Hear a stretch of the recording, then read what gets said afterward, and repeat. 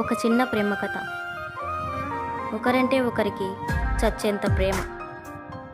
అనుకోకుండా ఒకరోజు ఇద్దరికి యాక్సిడెంట్ అయ్యింది. ఎవరూ లేని సమయం.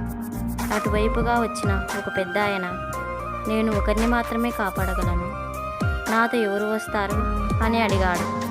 అప్పుడు ఆ అమ్మాయి అరక్షణం కూడా ఆలోచించకుండా, నేను వస్తా పద అని వెళ్ళిపోయింది. ఆ అబ్బాయి చనిపోయాడు. పైకెళ్ళి దేవుడితో దీనంగా ఇలా అడిగాడు, ఒకరంటే ఒకరికి చచ్చేంత ప్రేమ నా గురించి అరక్షణం కూడా ఆలోచించకుండా అలా ఎలా వెళ్ళిపోయింది అని అడిగాడు.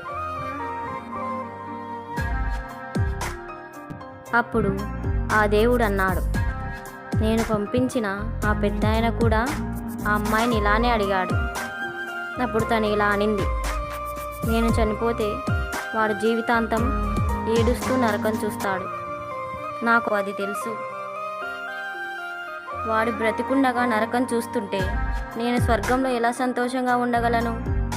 అందుకే ఆ నరకం నేను తీసుకొని స్వర్గాన్ని వానికి ఇవ్వాలని అనుకున్నాను అని అనిందంట.